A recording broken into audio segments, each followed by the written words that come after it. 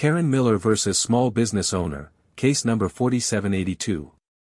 The words appeared on the docket screen in Judge Judy's courtroom, but what those words didn't reveal was that this case, this seemingly ordinary small claims dispute over a $127 refund, would become the most watched courtroom moment in television history, racking up over 47 million views in just 72 hours.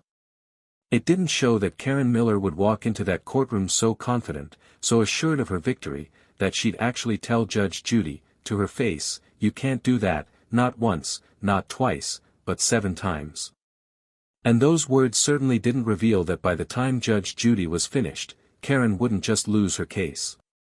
She'd lose $15,000, her job, her social media accounts, and every single friend who'd enabled her behavior for the past 15 years. Before we dive into this incredible case, tell me in the comments where you're watching from. I love seeing where my viewers are around the world.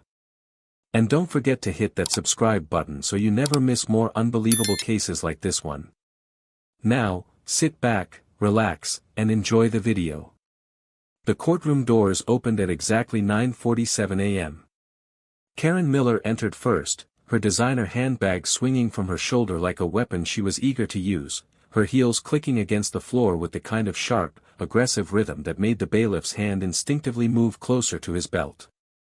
She wore a white blazer, pressed to perfection, with gold buttons that caught the fluorescent lights, paired with black pants that probably cost more than the defendant's entire month of groceries.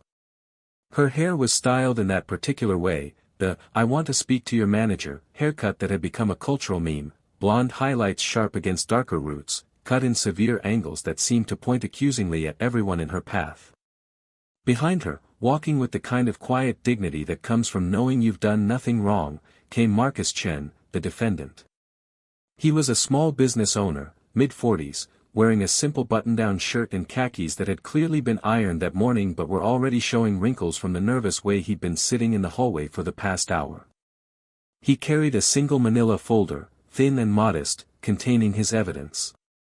His face showed exhaustion, the kind that settles into your bones after months of dealing with someone who refuses to accept reality, someone who turned a simple transaction into a legal nightmare that had cost him 3 months of sleep, $800 in legal fees, and countless hours he should have been spending with his family or running his struggling photography studio. Judge Judy Scheindlin sat behind the bench, her reading glasses perched on her nose, reviewing the case file with the same expression she'd worn for the past 25 years on television, a mixture of skepticism and barely contained impatience. At 81 years old, she'd seen over 12,000 cases, heard every excuse, witnessed every variety of human entitlement, and developed what court observers called the laser stare, a look that could make hardened criminals confess and liars stumble over their own words. But even she, with all her experience, with all her decades of cutting through nonsense and exposing truth, couldn't have predicted what was about to unfold. She couldn't have known that this case would test her judicial authority in a way that no other case had. She couldn't have known that Karen Miller had come prepared, armed not just with attitude, but with something else, something hidden in that designer handbag that she believed would force Judge Judy to rule in her favor, something that would make the judge's authority seem suddenly, impossibly, fragile. Karen approached the plaintiff's podium with the confidence of someone who'd never been told no, never faced real consequences, never met an authority figure she couldn't manipulate, intimidate, or outlast. She set her handbag down with deliberate force, the sound echoing through the courtroom like a gavel strike, and before Judge Judy could even open her mouth to begin proceedings, Karen smiled. It wasn't a friendly smile. It was the smile of someone holding a royal flush in a poker game, the smile of someone who believes they've already won, the smile of someone about to make a move they think is checkmate. "Your Honor," Karen began, her voice dripping with a false sweetness that made the court reporter visibly cringe, "I just want to say before we start that I have a lawyer on standby, and I've already filed formal complaints with the television network, the Better Business Bureau, and the State Judicial Review Board. So I trust that today's proceedings will be conducted fairly and professionally." The words hung in the air like a threat wrapped in politeness, like a grenade with a smile painted on it. She emphasized, fairly and professionally, as if Judge Judy, a former Manhattan family court judge who'd presided over tens of thousands of real cases before ever stepping foot on television, needed a lesson in courtroom conduct from a woman suing over a photography session refund. The gallery, packed with spectators who'd lined up at 6 a.m. hoping to witness exactly this kind of drama, held its collective breath. Reporters in the back row, pens frozen above their notepads, exchanged glances that silently asked, did she really just threaten Judge Judy? The bailiff, a veteran of the show who'd seen every variety of plaintiff arrogance, shifted his weight, ready for whatever came next. Marcus Chin closed his eyes briefly, a gesture that seemed to say, here we go again, because he'd been dealing with this exact energy for months, this weaponized entitlement that turned every interaction into a battle, every disagreement into a war. Judge Judy slowly removed her reading glasses, placed them on the bench with the kind of deliberate precision that made the gesture feel like loading a weapon, and looked up at Karen Miller. Her face revealed nothing, no anger, no amusement, no indication of what she was thinking, but her eyes, those sharp brown eyes that had stared down murderers and con artists and every species of liar, locked onto Karen with an intensity that made the temperature in the room seem to drop 5 degrees. Ma'am, Judge Judy said, her New York accent cutting through the courtroom like a blade through butter, her voice calm but carrying an edge that suggested volcanic forces held in check, I've been practicing law since before you were born. I've been a judge longer than you've been alive to have opinions. And I've been running this courtroom for 25 years without needing instructions from plaintiffs on how to conduct myself. She paused, letting the words settle, letting Karen's smile falter just slightly at the edges. Now, would you like to present your case, or would you like to continue telling me how to do my job? Because I promise you, only one of those options ends well for you. The gallery erupted in barely suppressed gasps and murmurs. This was what they'd come for, this collision between entitlement and authority, this moment when someone who'd never been checked was about to meet someone who specialized in exactly that. But Karen, her confidence still somehow intact despite the warning she'd just received, despite the clear signal that she was playing with fire, reached into her designer handbag and pulled out not the evidence one might expect, not receipts or contracts or documentation of her claims, but her phone, and on that phone was something she believed would change everything, something she'd been hiding, something she thought would make Judge Judy powerless, something that would force the judge to rule in her favor or face consequences Karen believed were devastating. Actually, Your Honor, Karen said, her smile returning, wider now, more confident, venomous in its certainty, before I present my case, you need to know that I've been recording everything. Every interaction with the defendant, every phone call, every text message, and yes, I'm recording right now too. And if you don't rule fairly, if you show any bias, if you do anything I think is inappropriate, this recording goes viral. So I suggest you think very carefully about how you proceed here today, because you can't do whatever you want anymore. Not with me. Not when I have proof of everything. The courtroom exploded into chaos, voices rising, the bailiff stepping forward, Marcus Chen's mouth falling open in disbelief, and Judge Judy, for just a fraction of a second, for just the briefest moment, looked like a woman who'd been backed into a corner, a woman whose authority had just been challenged in a way that seemed impossible to counter, a woman who might, for the first time in 25 years, be facing an opponent she couldn't simply overrule. Karen's smile grew triumphant. She thought she'd won. She thought she'd found the loophole, the leverage, the power move that would force one of television's most powerful judges to bend to her will. She had no idea what was about to happen next. If you think you know how this ends, trust me, you don't. What Judge Judy does in response to Karen's threat isn't just legendary, it's something that changes courtroom television forever. But before we get to that moment, if you love watching entitled behavior meet its match, hit that subscribe button right now and turn on notifications, because we break down the most satisfying justice moments every single week. And smash that like button if you're already hooked, because what happens in the next section will blow your mind. Karen thought she had all the power. She was wrong. Let me show you exactly how wrong. The chaos in the courtroom lasted exactly 8 seconds before Judge Judy's gavel came down, not with the tentative tap of someone uncertain, but with the thunderous crack of absolute authority reclaiming its space. Sit down and be quiet, she commanded, her voice cutting through the noise like a chainsaw through paper, and the gallery fell silent so quickly it was as if someone had hit a mute button on reality itself. Karen, still standing at the plaintiff's podium with her phone held up like a trophy, like a shield she believed made her invincible, felt the first crack in her confidence when Judge Judy's eyes locked onto hers with an intensity that seemed to physically push her back half a step.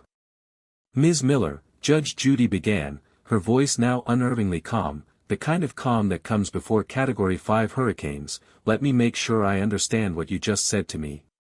You walked into my courtroom, threatened me with legal action before I'd even heard your case, and then informed me that you're illegally recording these proceedings in violation of about 7 different laws, and you think this gives you power over me?" She leaned forward slightly, her hands folded on the bench, her reading glasses dangling from a chain around her neck, and her expression shifted from stern judicial authority to something that looked almost amused, the way a chess grandmaster might look at an opponent who just made the worst possible move and doesn't realize it yet. "Is that an accurate summary of what just happened, or did I miss something in your brilliant legal strategy?" Karen's grip on her phone tightened, her knuckles going white, but her voice remained steady, dripping with the false confidence of someone who'd spent years getting her way through sheer force of will and weaponized complaints. "It's not illegal if I'm protecting my rights, Your Honor. I've consulted with lawyers, I know what I'm allowed to do, and I'm allowed to document everything to ensure I'm treated fairly.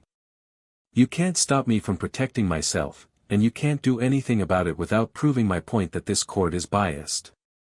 She emphasized the words, "can't do anything," as if she were teaching a child a lesson, as if she were the one in control, as if the woman sitting behind that bench hadn't spent 40 years mastering the law while Karen was busy perfecting her Yelp reviews and complaint letters. The bailiff moved closer, his hand resting near his radio, ready to call for backup if this situation escalated further. Marcus Chin stood at the defendant's podium looking like a man watching a car crash in slow motion, knowing it was going to be devastating but unable to look away. The gallery leaned forward collectively, phones out despite the "no recording" signs plastered throughout the courtroom, because everyone sensed they were witnessing something historic, something that would be talked about for years, something that would define what happens when entitlement meets expertise. Judge Judy smiled, and it was not a comforting smile. It was the smile of a predator that had just realized its prey was even more vulnerable than anticipated.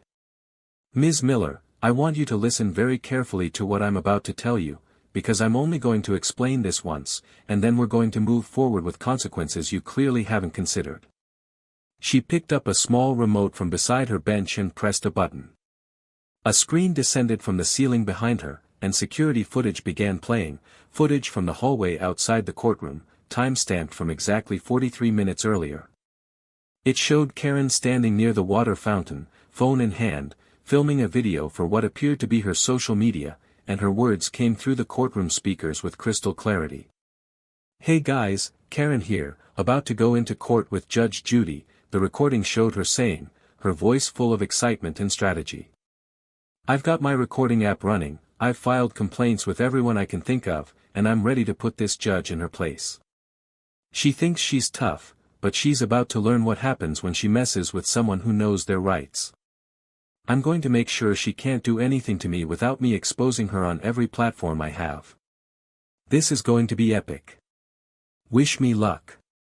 She'd ended the video with a wink and a smile, the kind of smile that suggested this was all a game to her, entertainment, a performance where she was the star and everyone else was just playing supporting roles in her drama.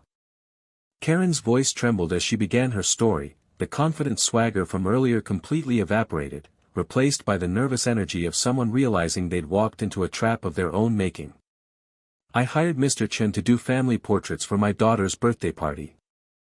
I paid $250 up front, and when I got the photos, they were not what I expected. The lighting was wrong, my daughter's eyes were closed in half of them, and I looked terrible in every single shot." She emphasized the word "terrible" as if personal vanity were a legally actionable offense, as if a photographer could be sued for the crime of capturing reality rather than fantasy.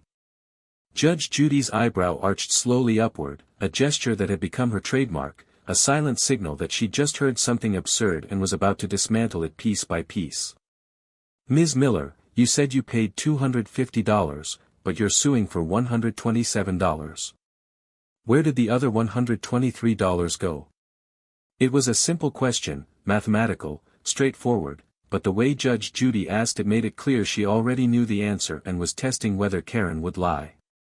Karen shifted her weight, her hand reaching for the designer handbag that was no longer on her shoulder, a nervous gesture seeking comfort that wasn't there. Well, he did give me some of the photos, and I kept those, so I'm only asking for a partial refund for the ones that were unusable. Her voice lilted upward at the end, turning her statement into a question, as if she were checking whether this explanation would be accepted. So you kept half the photos, the ones where you looked acceptable, I assume, and now you want a refund for the half where you didn't like how you looked. Do I have that right? Judge Judy's voice was flat, factual, surgical in its precision. The courtroom doors had barely closed behind Karen before her fingers were flying across her phone screen, her face flushed crimson with humiliation and rage. She'd been eviscerated in there, torn apart by Judge Judy's methodical questioning that exposed every lie, every exaggeration, every manipulative tactic she tried to deploy. But Karen Miller wasn't the type to accept defeat quietly. She wasn't the type to reflect on her behavior, to consider that maybe, just maybe, she'd been wrong. No, Karen was the type to double down, to take her grievances to the court of public opinion, to spin her humiliation into victimhood. Her thumbs moved frantically as she composed her first post, standing right there on the courthouse steps, her designer handbag clutched under one arm, her other hand steadying her phone. Just experienced the worst judicial bias of my life, she typed, her fingers practically stabbing at the screen. Judge Judy completely railroaded me, wouldn't let me present my evidence, was rude and disrespectful, and clearly had already made up her mind before I even spoke. This is not justice. This is entertainment at the expense of real people with real problems. I'm exploring all legal options. Karen hit post and watched with grim satisfaction as the first few comments rolled in. OMG, I'm so sorry, wrote someone named BeckyMom 2021. Judge Judy is the worst, she's so mean to everyone, added another supporter. Karen's face lit up with vindication. See? People understood. People got it. She wasn't crazy. She wasn't wrong. Judge Judy was the problem, and now everyone would know it. She posted the same message to Facebook, Instagram, Twitter, and even LinkedIn, because why not let her professional network know about this injustice? She added hashtags, hashtag Judge Judy bias, hashtag courtroom injustice, hashtag small business discrimination, hashtag know your rights. Within minutes, her phone buzzed with notifications. Likes, shares, comments of support. Her sister called. Karen, what happened? Are you okay? Karen launched into the story, her version of it, where she was the reasonable customer, Marcus was the incompetent photographer, and Judge Judy was the villain who'd conspired against her. But then, approximately 47 minutes after her initial post, something shifted in the digital landscape. Someone, a paralegal who'd been in the courtroom gallery, posted a thread on Twitter. I was just in Judge Judy's courtroom for the Karen Miller case. Let me tell you what actually happened. The thread was detailed, factual, devastating. It described Karen's threats, her illegal recording admission, her attempted manipulation, and the security footage that exposed her premeditation. The thread included photos of the courtroom, the case number, everything needed to verify its authenticity. Within an hour, the thread had 50,000 retweets. Within 2 hours, a video clip appeared. Someone had recorded the episode during filming, against all rules, and leaked 30 seconds of Karen saying, "You can't make me delete my property," followed by Judge Judy's calm destruction of that argument. The video clip detonated across the internet like a digital bomb, spreading faster than Karen could possibly contain. By hour 3, it had hit Reddit's front page with the title, "Karen Threatens Judge Judy, Immediately Regrets It." By hour 5, it was on TikTok with dramatic music overlays and reaction videos from law students explaining exactly why everything Karen did was wrong. By hour 8, major news outlets were picking it up. Entitled "Plaintiff Learns Hard Lesson in Judge Judy's Courtroom," read the headline on CNN's website. When Karen's attack, The Legal Consequences of Courtroom Manipulation, appeared on Legal Eagle's YouTube channel. Karen watched her phone with growing horror as her original posts, the ones painting her as the victim, were flooded with new comments. The supportive messages were being drowned out by an avalanche of criticism. "Girl, I just watched the video. You were so wrong. This is why you don't threaten a judge with illegal recordings. The audacity to walk in there with that attitude and think you'd win." Her Facebook post, which had gotten 47 sympathetic comments initially, now had over 2,000 comments, and they were brutal. But Karen, sitting in her car in the courthouse parking lot, phone clutched in both hands, face illuminated by the harsh glow of the screen, still couldn't see it. Still couldn't understand why everyone was turning against her. "They don't know the full story," she muttered to herself, scrolling frantically through the comments, trying to find allies in the sea of criticism. "The video doesn't show everything. They edited it to make me look bad." She typed out a response, her fingers shaking now with adrenaline and anger. "For everyone attacking me based on a short edited clip, you weren't there. You didn't see how I was treated before the cameras showed that part. You didn't hear the tone she used with me. This is exactly what I was talking about. Judge Judy is protected by her celebrity status and everyone just believes her side. Where's my justice?" She posted it and waited for vindication, for understanding, for someone to see her perspective. The response was immediate and unified. "Ma'am, you admitted to illegally recording the court. That's not an opinion, that's a crime." Another comment read, "The tone she used. You literally threatened her before she even heard your case." Someone else posted, "Your justice. You kept half the photos and wanted a full refund. That's called theft."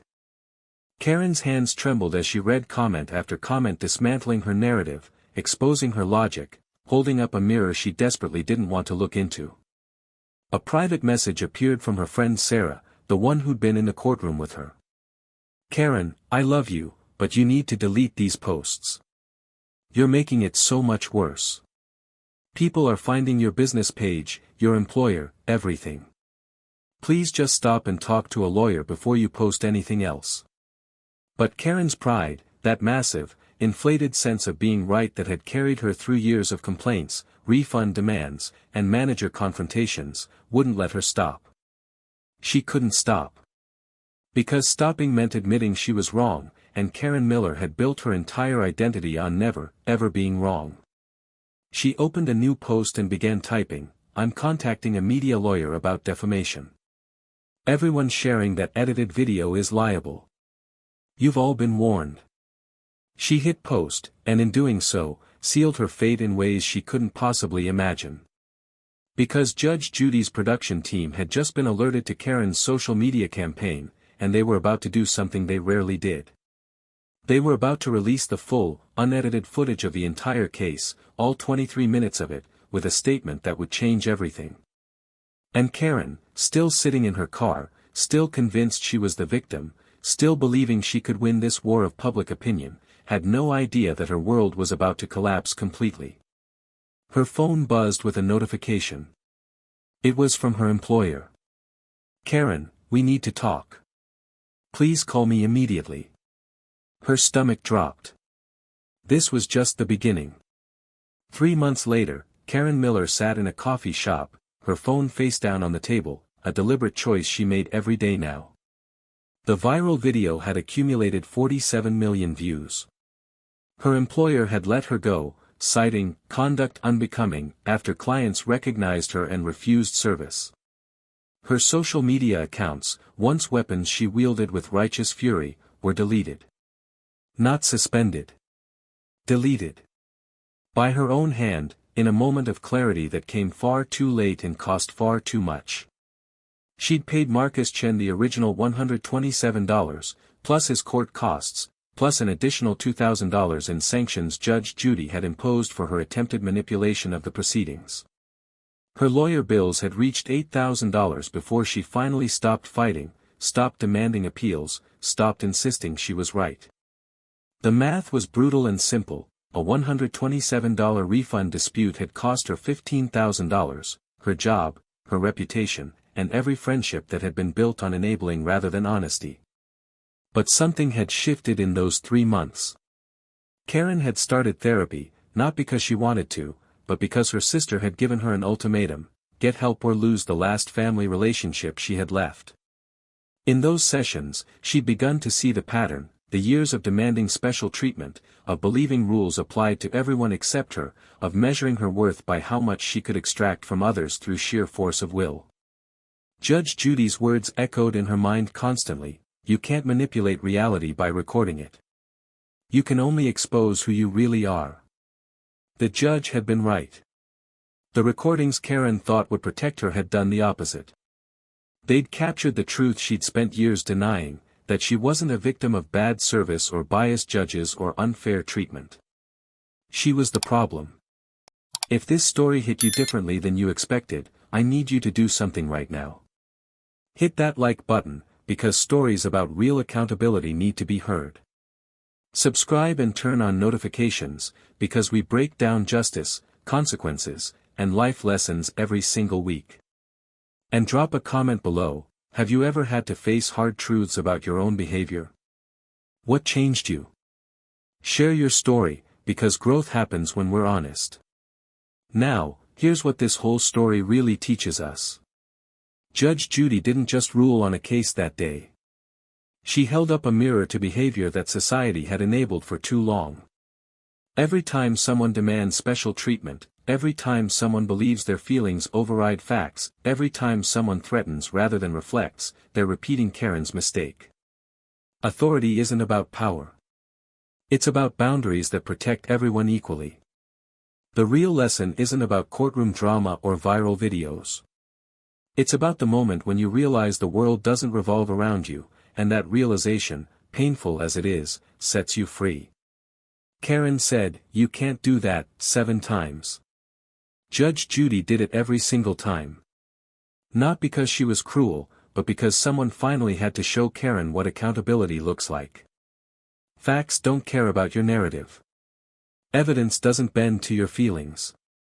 And judges, real ones with decades of experience, don't flinch when threatened by people who've never faced real consequences. That's not just courtroom wisdom. That's life wisdom. The question isn't whether you'll meet your Judge Judy moment. The question is whether you'll learn from it or double down into destruction. Karen chose wrong for 3 months before finally choosing growth. You don't have to wait that long. Reality is waiting. Truth is patient.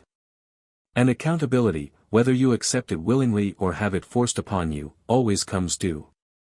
Always. The courtroom was packed, cameras rolling, but nobody, not the plaintiff, not the audience, not even the bailiff, could have predicted what Judge Judy was about to do. Karen, a woman in her mid-40s dripping with designer accessories and an attitude to match, sat in the defendant's chair with her arms crossed and a smirk plastered across her face. She'd walked into this small claims case thinking she was untouchable, armed with excuses and an inflated sense of self-importance. Across the aisle sat the plaintiff, a small business owner who'd been stiffed on a $3,800 payment for services rendered, clutching a folder of evidence that told a story Karen couldn't talk her way out of. Judge Judy, the legendary legal titan who'd made a career out of demolishing entitled defendants, was already zeroing in on the inconsistencies in Karen's story. But when Karen realized she was losing, she did the unthinkable. She stood up, pointed her finger at Judge Judy, and shouted, "You'll be hearing from my lawyer." What happened next didn't just stun Karen into silence. It became the most savage takedown in courtroom television history, and it was all caught on camera. Judge Judy picked up the phone and called the lawyer. Liv, right there, in front of everyone. Before we dive into this incredible case, tell me in the comments where you're watching from. I love seeing where my viewers are around the world. And don't forget to hit that subscribe button so you never miss more unbelievable cases like this one. Now sit back, relax, and enjoy the video. Before we dive into this absolutely jaw-dropping courtroom moment, hit that like button if you're hooked on real justice served, and subscribe to catch every unbelievable story, where entitled attitudes meet reality head-on. This wasn't just a courtroom clash. It was a masterclass in how threatening the wrong person can backfire so spectacularly that millions of people would watch it unfold online. Judge Judy's response didn't just shut Karen down. It exposed her in a way that would haunt her forever. The case itself seemed straightforward. almost routine for Judge Judy's courtroom. The plaintiff, Marcus Chen, a 52-year-old contractor who ran a small home renovation business, stood at his podium with the kind of quiet confidence that comes from knowing you're absolutely in the right. He was suing Karen Whitmore for $3,800, the full cost of kitchen renovation work he'd completed at her home 3 months earlier. Marcus wasn't flashy. He wore a simple button-down shirt, held a well-organized binder of documents, and spoke in measured tones. Everything about him screamed reliability, the kind of person who shows up on time, does quality work, and expects to be paid for it like any reasonable professional would. Karen, on the other hand, was a study in contrasts. She'd arrived in designer heels that clicked against the courtroom floor with an almost aggressive rhythm, carrying a handbag that probably cost more than what she owed Marcus. Her hair was styled to perfection, her makeup flawless, and she wore an expression that suggested she found the entire proceeding beneath her. From the moment she sat down, her body language screamed contempt. Arms crossed tightly over her chest, eyes rolling at nearly everything Marcus said. Heavy theatrical sighs that echoed through the small courtroom whenever Judge Judy asked her to wait her turn. The audience members, seated in their usual rows behind the litigants, were already exchanging knowing glances. They'd seen this type before. Marcus presented his case with the kind of clarity that made Judge Judy lean back and listen without interruption, always a good sign for a plaintiff. He explained how Karen had contacted him through a referral, requesting a complete kitchen renovation including new cabinets, countertops, and tile work. They'd signed a contract. He showed Judge Judy the signed agreement with Karen's signature clear as day at the bottom. The work had taken 3 weeks. He'd texted her progress photos throughout, which he'd printed and organized chronologically in his binder. Karen had even texted back things like "looking great" and "can't wait to see it finished." Marcus had completed the job, done the final walkthrough with Karen, and she'd told him she was thrilled with the results. Then came time for the final payment. Silence. His calls went to voicemail. His texts were left unread. When he finally reached her, she claimed there were issues with the work. Issues she'd never mentioned during the 3 weeks he was actively in her home or during the final walkthrough. Judge Judy's eyes narrowed as she examined the contract, the text messages, and the before and after photos. "Mr. Chen, did Mrs. Whitmore ever put these alleged issues in writing?" Marcus shook his head. "No, Your Honor, and I asked her to. Multiple times. I even offered to come back and look at whatever she claimed was wrong. She refused." Judge Judy turned her attention to Karen, and that's when the real show began. Karen's version of events was a masterpiece of contradiction. She claimed the cabinets were crooked, but couldn't explain why she'd texted Marcus they look perfect on the day of installation. She insisted the tile work was sloppy, but the photos Marcus provided showed clean, professional lines that even Judge Judy acknowledged looked excellent. When Judge Judy asked why she hadn't mentioned any of these problems during the 3-week job or at the final walkthrough, Karen's answer was a classic. "I was going through a very stressful time. I wasn't really paying attention to the details." Judge Judy's eyebrows shot up. "You weren't paying attention to the details of a $3,800 renovation happening in your own kitchen for 3 weeks? Karen shifted uncomfortably. "Well, I'm a very busy person. I run my own business. I have responsibilities." The audience could barely contain themselves. Someone in the back row let out a barely audible scoff. Judge Judy didn't miss a beat. "So you're telling me you were too busy to notice problems with work you now claim was so defective you shouldn't have to pay for it?" Karen's face flushed. "That's not what I'm saying." Judge Judy leaned forward. "Then what are you saying, Mrs. Whitmore?" Karen stammered, throwing out excuse after excuse. She claimed she'd tried to contact Marcus, contradicting his phone records showing the opposite. She suggested maybe she'd paid him cash and forgotten, but couldn't produce a receipt or explain why she'd later texted him asking for more time to pay. Every answer dug her hole deeper, and Judge Judy was just warming up. The tension in the room was thick, and Karen's smirk had long since vanished, replaced by something that looked a lot like panic. Judge Judy wasn't just poking holes in Karen's story anymore. She was systematically dismantling it piece by piece, and everyone in the courtroom could see it happening in real time.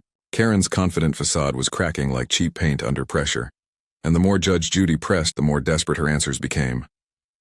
"Mrs. Whitmore, you've told me 3 different reasons why you didn't pay Mr. Chen. First, the work was defective. Then you claimed you did pay him but lost the receipt. Now you're saying you needed more time because of financial difficulties. Which is it?" Judge Judy's voice cut through the courtroom like a blade, sharp and unforgiving. Karen's hands gripped the edges of her podium, her knuckles turning white. All of those things are true, Your Honor." Judge Judy tilted her head, a gesture that every regular viewer knew meant she was about to verbally eviscerate someone. All of them? At the same time. That's remarkable. The sarcasm dripped from every word. Karen opened her mouth to respond, but Judge Judy held up her hand. Let me ask you something else. You claim the work was so defective you shouldn't have to pay, but you're still using that kitchen, aren't you? You didn't have Mr. Chen come back. You didn't hire another contractor to fix these supposed problems. You're just living with this terrible defective work? Karen's jaw tightened. Well, I couldn't afford to hire someone else after spending that much money. That was the wrong answer. Judge Judy leaned forward, her eyes blazing. You spent what money? You haven't paid Mr. Chen a dime, and judging by that handbag and those shoes, I don't think money is your problem. The courtroom erupted in barely suppressed gasps and murmurs. Karen's face went from flushed to bright red. I don't appreciate your tone, Your Honor. I came here for a fair hearing, not to be attacked. It was a catastrophic mistake. Nobody, and viewers of the show knew this better than anyone, nobody tells Judge Judy what tone to use in her own courtroom. Judge Judy's expression hardened into something that could cut glass. You don't appreciate my tone? Let me tell you what I don't appreciate, Mrs. Whitmore. I don't appreciate people who waste this court's time with lies. I don't appreciate defendants who think they can have thousands of dollars of work done, and then invent excuses to avoid paying. And I especially don't appreciate entitled people who think the rules don't apply to them. Karen shot up from her chair, her composure completely shattered now. Her voice rose to match her indignation. This is ridiculous. I have rights. You can't speak to me like this. Judge Judy didn't even blink. Sit down, Mrs. Whitmore. But Karen wasn't sitting. She was standing at her full height, pointing her finger across the courtroom, her voice shaking with rage and desperation. The audience held its collective breath. Marcus stood quietly at his podium, watching the meltdown with wide eyes. The bailiff shifted his stance, ready to intervene if needed. And that's when Karen said the words that would seal her fate. Karen's finger was still pointed at Judge Judy, trembling with rage when the words exploded out of her mouth. You know what? Fine. You'll be hearing from my lawyer. My attorney is going to file a complaint about this kangaroo court and your unprofessional behavior. This isn't over! The courtroom went dead silent. It was the kind of silence that feels heavy, suffocating, like the air itself was holding its breath. Marcus's eyes went wide. Audience members froze mid-gasp.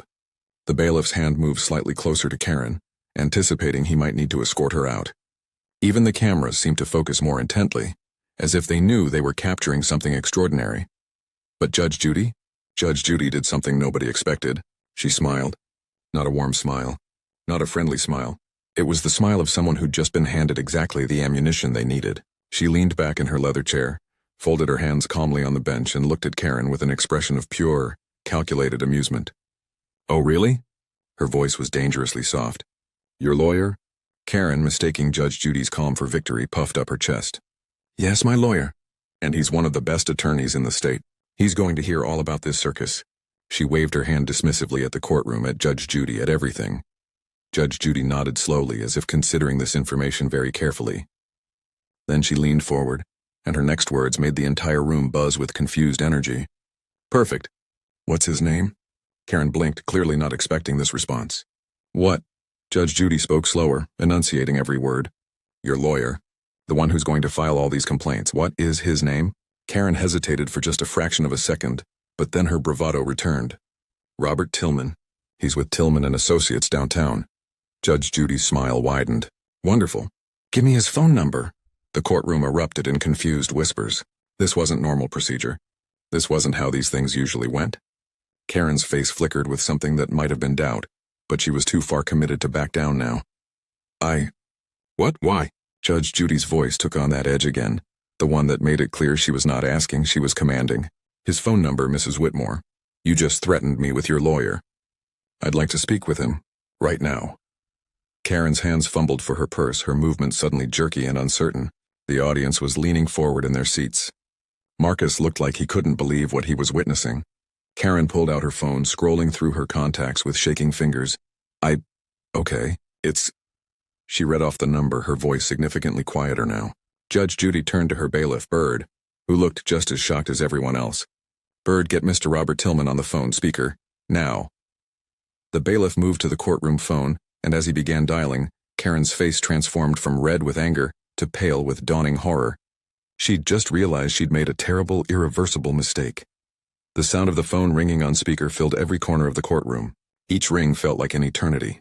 Karen stood frozen at her podium, her earlier bravado evaporating with every passing second. Her face had gone from pale to almost gray. and her hands gripped the edge of the podium so tightly her fingers were shaking. Marcus watched in stunned silence, barely believing what was happening. The audience was so quiet you could hear people breathing. Judge Judy sat back in her chair, completely calm, her eyes never leaving Karen's face. This wasn't just about proving a point anymore. This was about exposing someone who thought they could lie their way out of consequences. After the fourth ring, a crisp, professional voice answered. "Tillman and Associates, how may I direct your call?" The receptionist sounded cheerful, completely unaware she was being broadcast into a courtroom drama. Judge Judy leaned toward the microphone on her bench. "Yes, this is Judge Judith Sheindlin calling. I need to speak with Robert Tillman immediately, please." There was a pause, a very long pause, and then the receptionist's voice came back, noticeably higher and more nervous. "I, Judge Sheindlin? The Judge Judy?" Judge Judy's expression didn't change. "That's correct. It's urgent. Is Mr. Tillman available?" The receptionist stammered something about putting her on hold, and suddenly the courtroom was filled with generic hold music. It would have been comedic if the tension wasn't so thick. Karen looked like she wanted the floor to open up and swallow her whole. Sweat had begun to form at her hairline, ruining her perfect makeup. She opened her mouth as if to say something, then closed it again. There was nothing to say. She'd dug this hole herself, and now everyone was watching her stand in it. After what felt like an eternity but was probably only 30 seconds, the hold music cut off and a male voice came through the speaker, cautious and confused. "This is Robert Tillman. To whom am I speaking?" Judge Judy's voice was all business now. "Mr. Tillman, this is Judge Judith Sheindlin. I'm currently in my courtroom with a defendant named Karen Whitmore, who claims you're her attorney and that you'll be filing complaints about my conduct on her behalf. Is that accurate?" The silence that followed was deafening. You could have heard a pin drop. Then Robert Tillman's voice came back, measured and professional but clearly bewildered. "I'm sorry, could you repeat that name?" Judge Judy obliged. "Karen Whitmore. She's standing in my courtroom right now claiming you represent her." Another pause. Then the words that destroyed Karen completely. "Your Honor, I don't have a client by that name. I've never represented anyone named Karen Whitmore." The courtroom exploded. Audience members gasped audibly. Someone let out a strangled laugh that was quickly stifled. Marcus's jaw literally dropped. Karen's face went through a spectacular range of emotions in about 3 seconds. Shock, horror, panic, and finally a desperate attempt to salvage something, anything, from this disaster. She started talking quickly, frantically.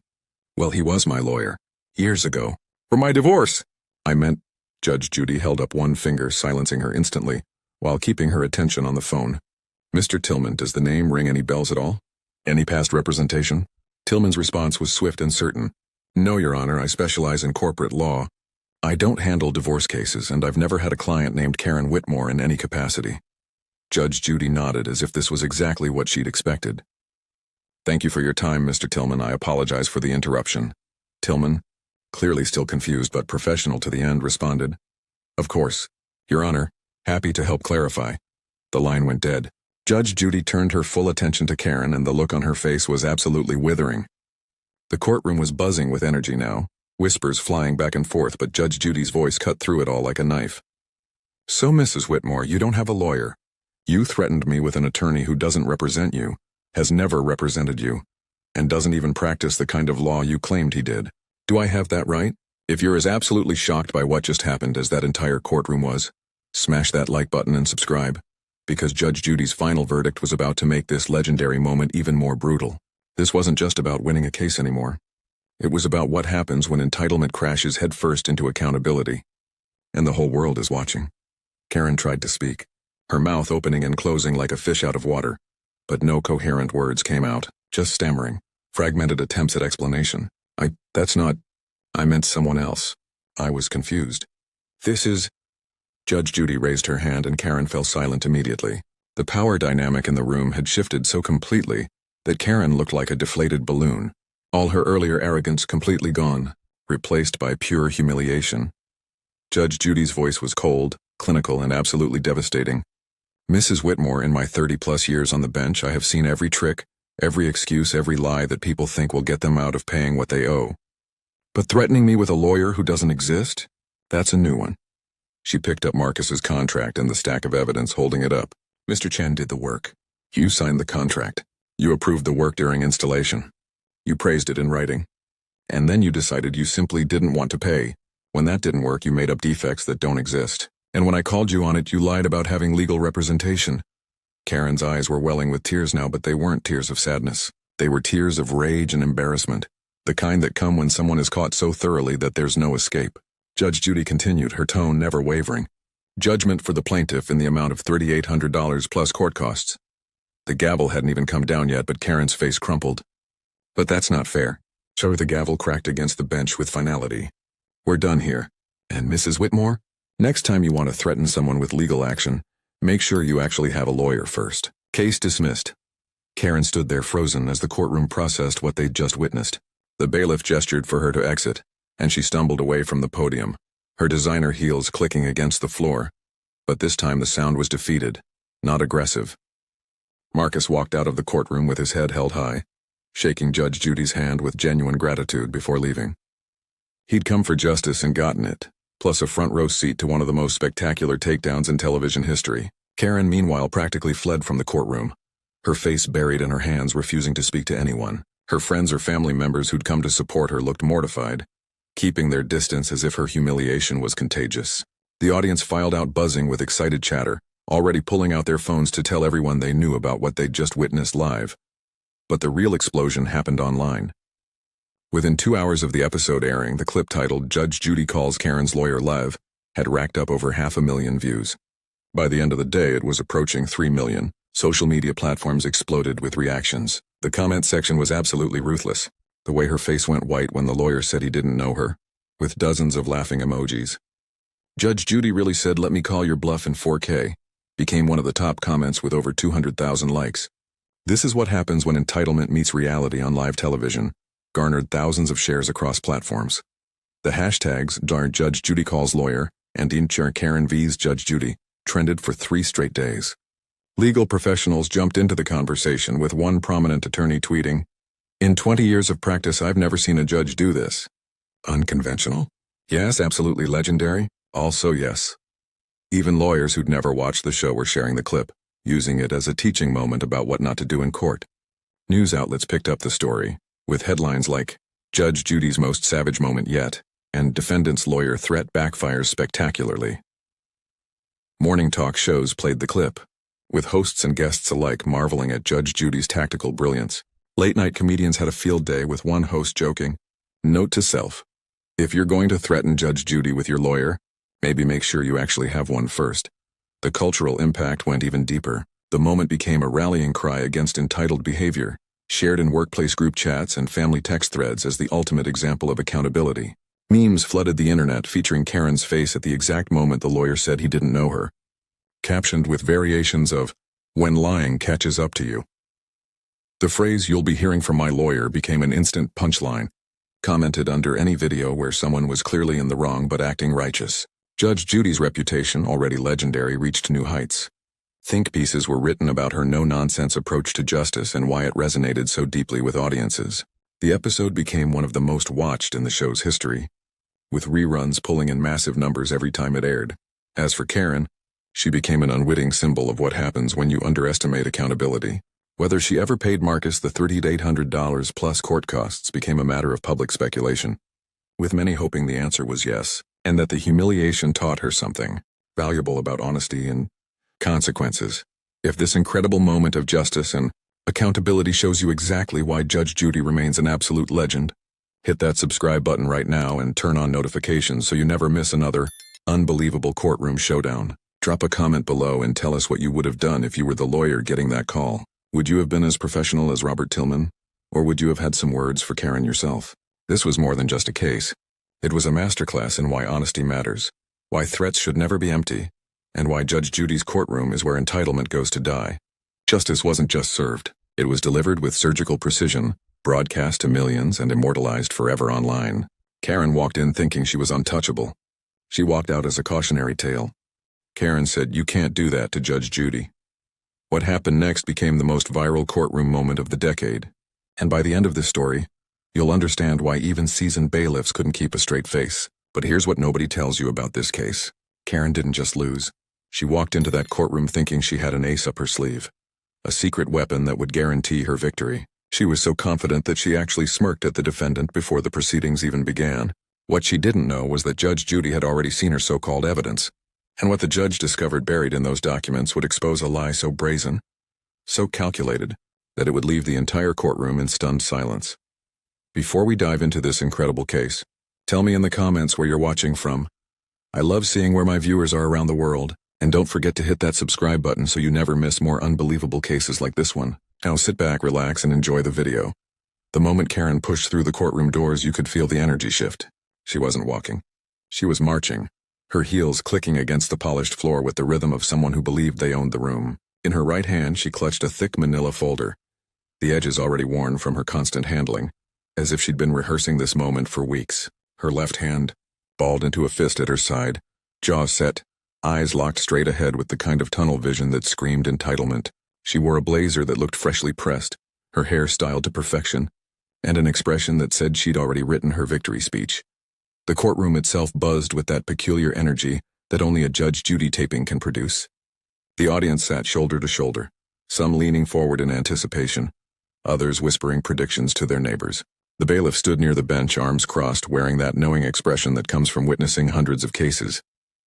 He'd seen Karens before, many of them, and that slight shake of his head as Karen entered told you everything you needed to know. This was going to be good. Across the aisle sat the defendant, a middle-aged man named Robert, who looked like he'd rather be anywhere else. His posture was slumped, not from guilt but from exhaustion.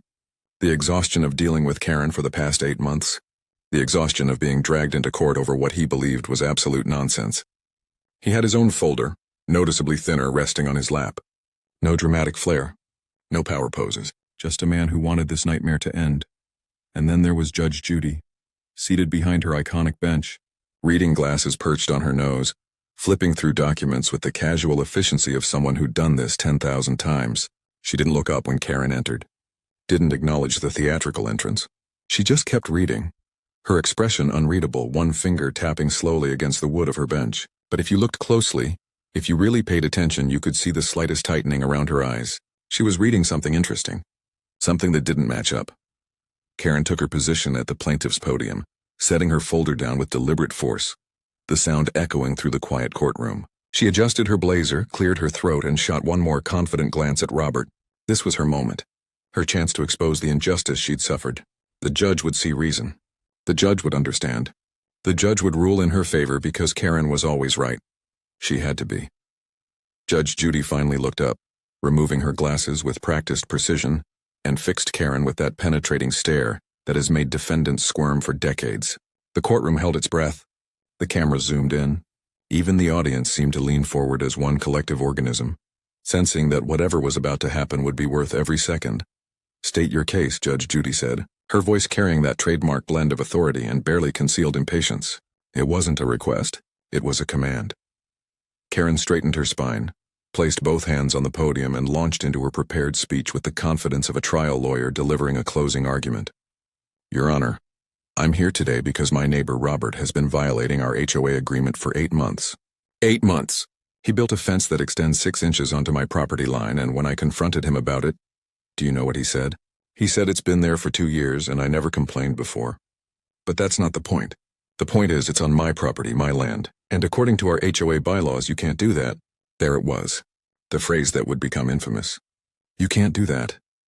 Karen delivered it with such conviction, such absolute certainty, that a few audience members actually nodded along.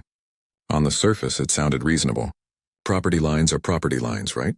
Rules are rules, but Judge Judy's expression didn't change. She didn't nod. She didn't agree. She simply picked up the document she'd been reading before Karen entered, held it up slightly, and asked in a tone that made the temperature in the room drop 5 degrees. "Mrs. Patterson, before we continue, I have a question about this survey report you submitted, the one you claim proves the fence is on your property." Karen's confidence flickered. Just for a second. Just long enough for the cameras to catch the micro-expression of uncertainty that flashed across her face before she forced the smile back into place. "Yes, Your Honor. That survey clearly shows—" "I'll tell you what it shows," Judge Judy interrupted, and the courtroom went dead silent.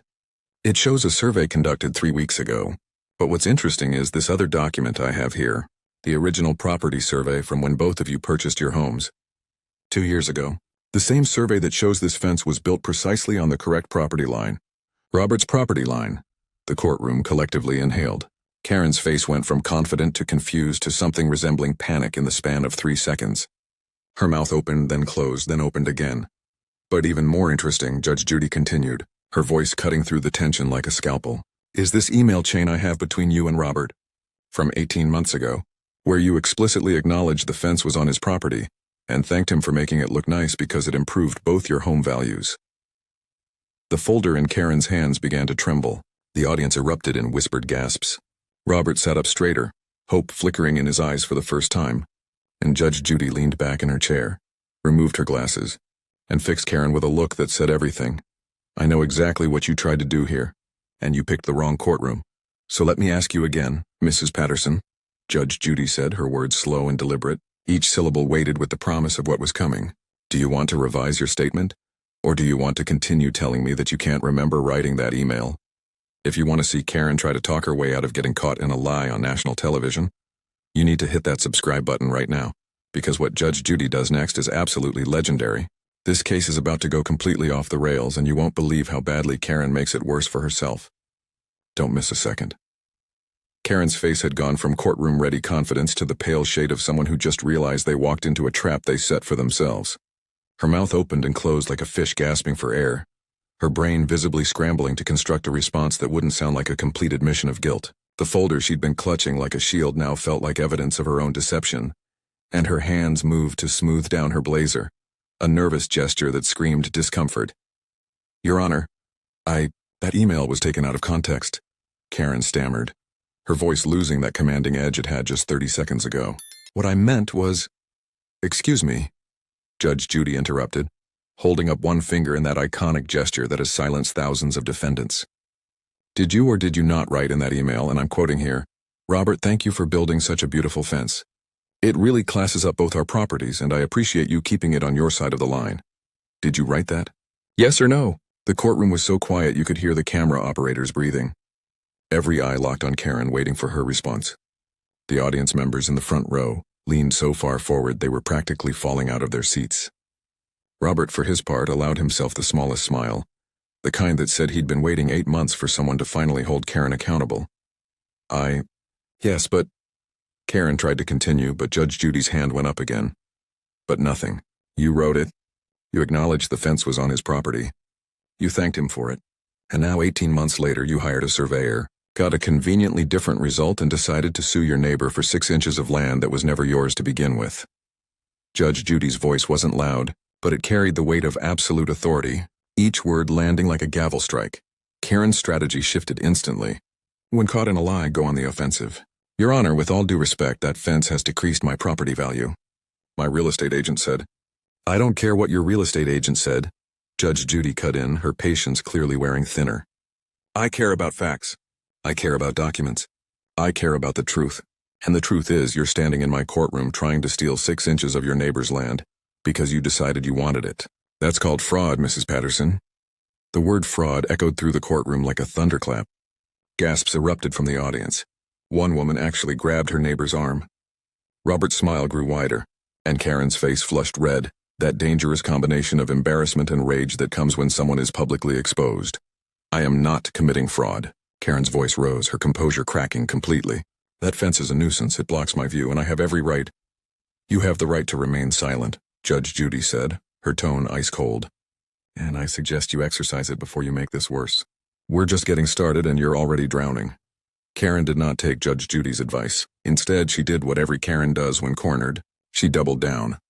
Her hands gripped the podium so tight her knuckles turned white, and her voice took on that shrill quality that comes from someone who genuinely believes if they just talk louder, reality will bend to their will. Your Honor, I don't appreciate being called a liar on national television, Karen said, her chin jutting forward defiantly. I have rights. I have documentation. I have witnesses who will testify that this fence has been a problem since day one.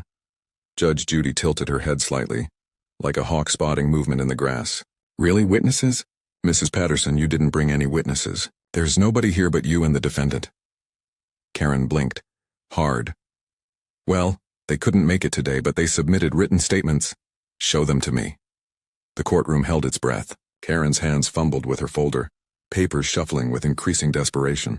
There, I know I put them. My lawyer was supposed to… Her voice trailed off as the horrible realization hit her. She didn't have them. Or they never existed in the first place. Judge Judy leaned forward, her expression a mixture of disbelief and amusement. Let me understand this. You filed a lawsuit. You dragged your neighbor to court. You wasted everyone's time. And you came here without actual evidence? I have evidence, Karen protested, pulling out her new survey report and waving it like a flag.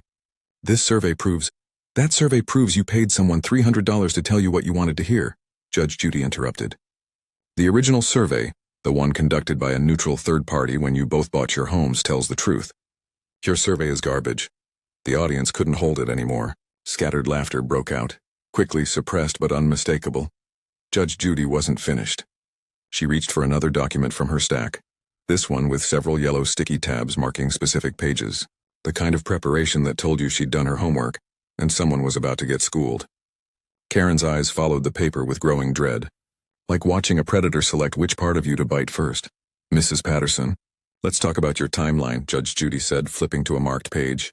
You claim this fence has been bothering you since it was built, that you've complained multiple times, that Robert has been ignoring your concerns for 2 years. Karen nodded eagerly, sensing an opportunity to regain footing. Yes, exactly.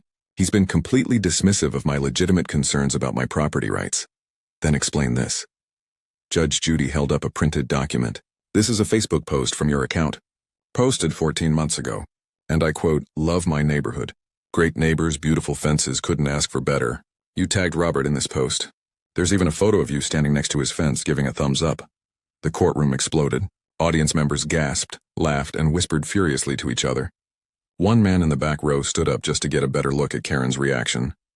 Robert dropped his head into his hands, his shoulders shaking with what might have been laughter or relief or both. Karen's face cycled through every shade of red in the spectrum. I was being polite.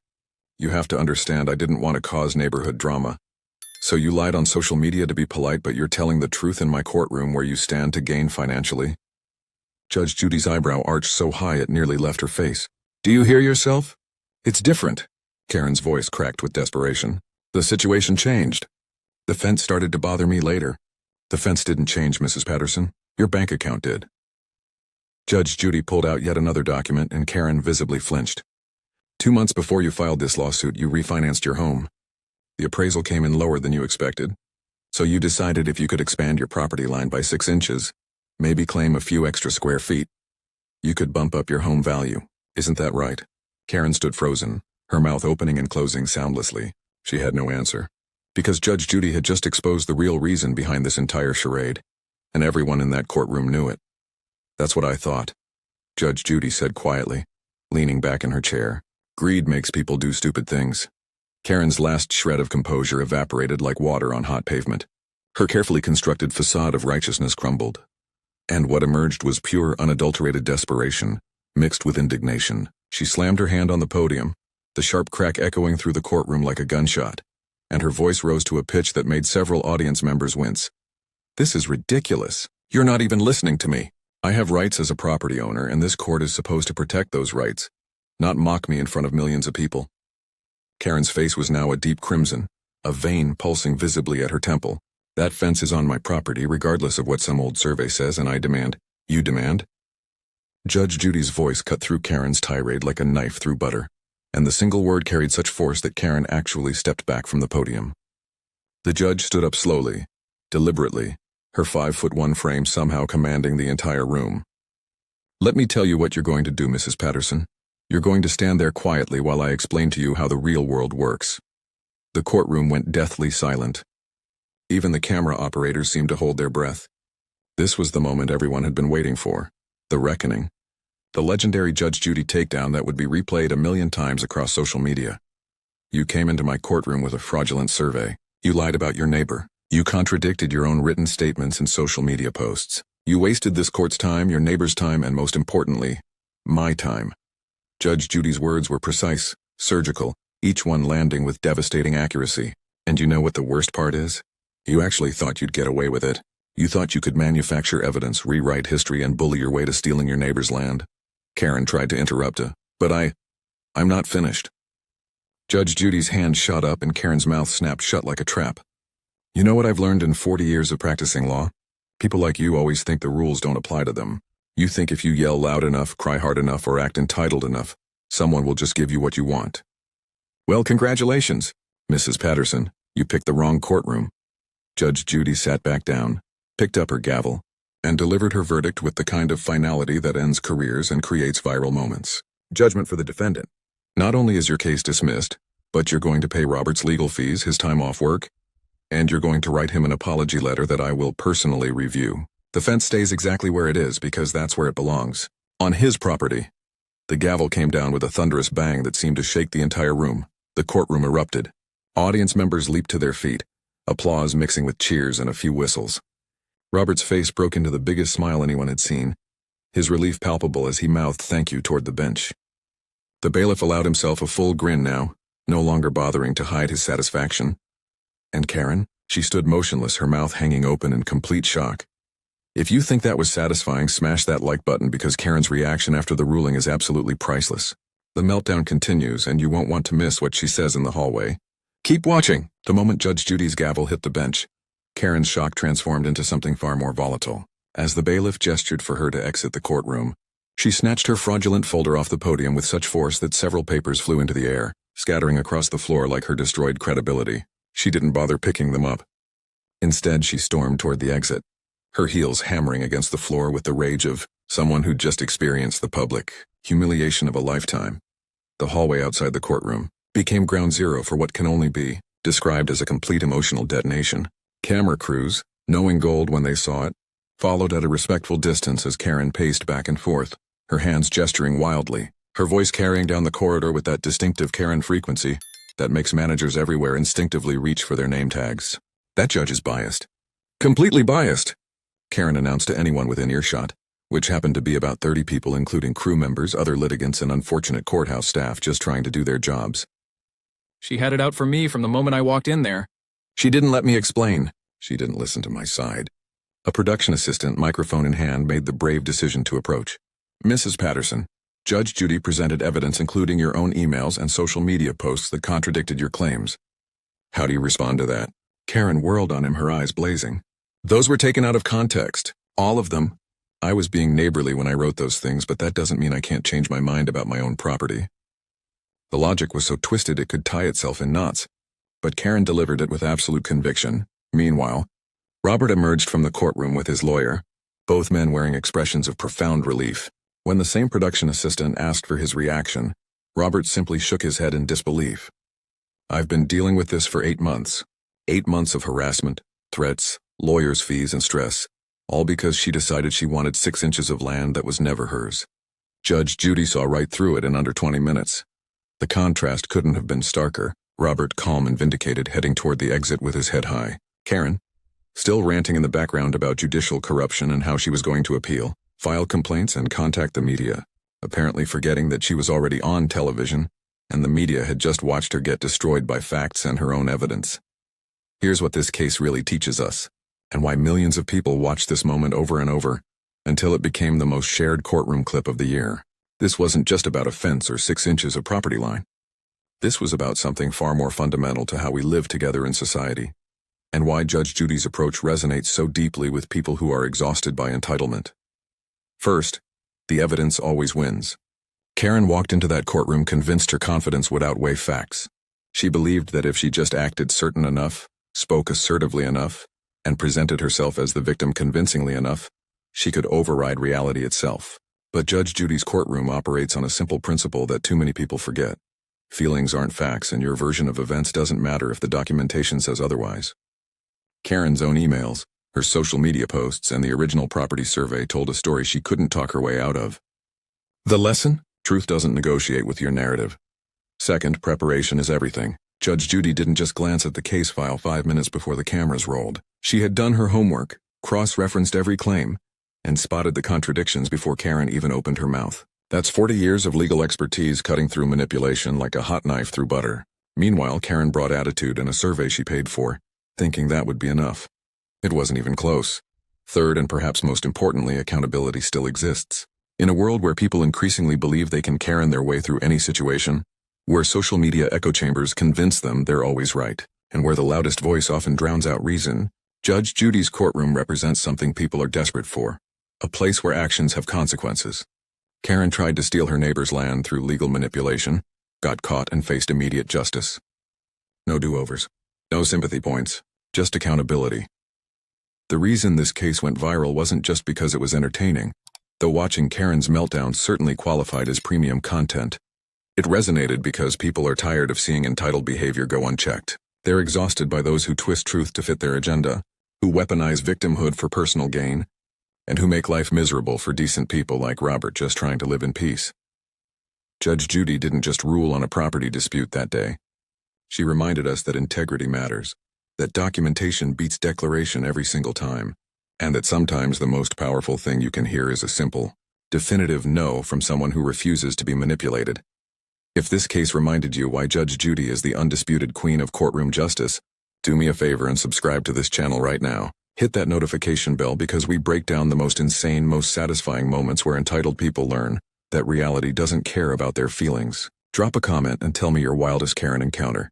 Whether you've seen one get shut down in real life or if you've got a Judge Judy moment that tops this one. Share this video with someone who needs to see what real accountability looks like. And remember, the next time someone tells you you can't do that, make sure you've actually got the facts on your side.